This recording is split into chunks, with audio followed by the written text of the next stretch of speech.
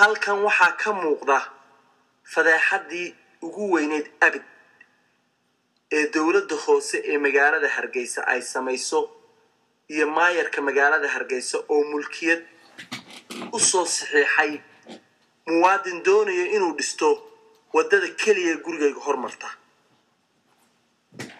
wadada kaliya gurigeyga hormarta waxay ku cad tahay sawirkan. barta cas waa gurigeygii warshada macmacaanka samaysay ee buurta kala jeexan iyo baloorka gurigeyga wadada u dhaxaysa weeye meesha mulkiyada loo samaystay ee la dhisanayo maanta ee dhismaha lagu wadaa. waa wadada sawirka satellite-ka ku cad. waxaan doonayaa dareenka dadka reer Somaliland ay ka qabaan su'aashaydan ma xaq baa ma xeer baa ma inoo xalaal baa in wadooyinna la dumiyo oo cagaf la mariyo wadooyinna la bixiyo oo dadka laga iibiyo oo dadkuna dabeedna ay ku dagaalamaan. ma xaq baa ma xeer baa ma inoo xalaal baa. arrinkan waa dhab. wadada halkaa ka muuqata gurigeyga iyo warshada u dhaxaysa waa la iibsaday rag baana dhisanaya hadda. anigu waxaan ahay qurba joog ku nool qaaradda America California ka imanaya. wixii meesha ka dhaca waxa ka mas'uuliyadeeda qaadaya maayarkii mulkiyada u sameeyay iyo dawladda hoose ee magaalada Hargeysa. Allahumma hal balaqtu. aan doonayaa in aan ogaado dareenka shacabka reer Somaliland waxay ka oranayaan ninkii ku yiri gurigaaga iga iibi ee aad tiri ka iibin maayo ee dabadeedna kuugu hanjabay anigoo reer hebela ayaan waxaan iibsanayaa wadada gurigaaga hormarta oo dhisanaya. maxaad ka yeeli lahayd maayarka magaalada Hargeysa? maxaad ka yeeli lahayd wasiirka arrimaha gudaha? maxaad ka yeeli lahayd taliyaha ciidanka booliiska?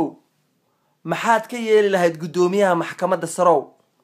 maxaad ka yeeli lahayd gudoomiyaha baarlamaanka? maxaad ka yeeli lahayd gudoomiyaha golaha guurtida?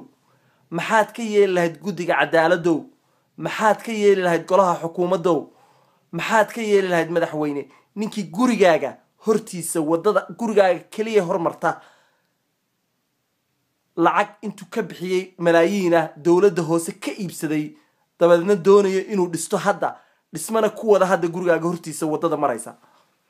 ma cadaalad baa ma xaq baa ma xeer baa ma inoo xalaal baa? waxaa muddo qarni laga jooga hadda ku cad taariikhda dadka afka Soomaaliya ku hadla oo dhab ah kuna jirta gabay cajiiba oo dadku wada yaqaano. rag cadaalad waayay sida cawsha kala yaaci. waa dhab taariikhda. luqadda afka Ingiriiska loo yaqaanana waxaa ku jirta maahmaah oranaysa if there is no justice there is no peace.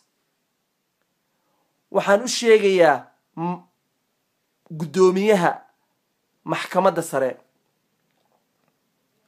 waxaan ogeysiinayaa gudoomiyaha maxkamadda gobolka Hargeysa. waxaan ogeysiinayaa wasiirka arrimaha gudaha. waxaan ogeysiinayaa maayarka magaalada Hargeysa. waxaan ogeysiinayaa golaha cadaaladda. waxaan ogeysiinayaa guddida cadaaladda Somaliland.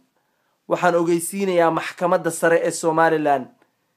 wax walba oo dhib iyo dhibaato halkaa ka yimaada gurigeyga hortiisa qaadan maayo yeeli maayana wadada gurigeyga hormarta dawladda hoose ha iibiso maayarka magaalada Hargeysa ha iibiyo qaadan maayo oo yeeli maayo. wixii meesha ka dhaca waxa ka mas'uula ninkii iibsaday wadada gurigeyga hormarta. waxa ka mas'uula maayarka magaalada Hargeysa. waxa ka mas'uula cid walba oo fulinta sharciga ku shaqale. waxa ka mas'uula wasiirka arrimaha gudaha. waxa ka mas'uula taliyaha ciidanka booliiska. waxa ka mas'uula gudoomiyaha maxkamadda sare. wixii meesha ka yimaada ee shaqaaqa iyo dhib iyo dhibaato ah waxa ka mas'uula ninkii dhulka wadadayda horteeda gurigeyga hortiisa wadada maraysa ninka dhisanaya ayaa ka mas'uula.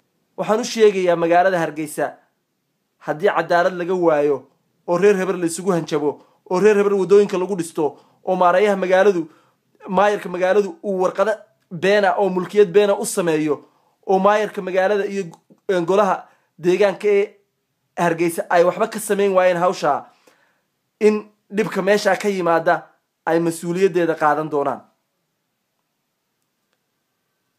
waxaan aad uga rajaynayaa madiyada ama new madiyada in ay dareenkooda ka dhiibtaan oo ay xaqiiqada raadiyaan dhab ma tahay wadada gurigeyga hormarta in mulkiyad loo samaystay wadada gurigeyga hormarta waa wada caana waa buurta kala jeexan waa wadada kaliya aan leeyahay waxa inoo bloggayga iyo warshada macmacaanka u dhaxaysa madiyada waxaan ka rajaynayaa inay baarid ku sameeyaan oo ay xaqiiq raadis noqdaan oo ay xaqiiqda soo taabtaan cidii iibsatay iyo cidii iibisay maayarka magaalada Hargeysa hadduu wado dadweynaha oo dhan u siman uu mulkiyad u sameeyay oo sharciyad lagu dhisto u sameeyay inay xaqiijisaan baan idinka rajaynayaa waxaan rajaynayaa maayarka magaalada Hargeysa hadduu ceeb ka salin yahay inuu arrinka uu maxkamad la tiigsado dadkii mulkiyadda magaciisa ku samaystay iyo dadka dhisanaya wadada gurigeyga hormarta haddii aan cadaaladda iyo kala dambeynta iyo nidaamka loo wada hoggaansamin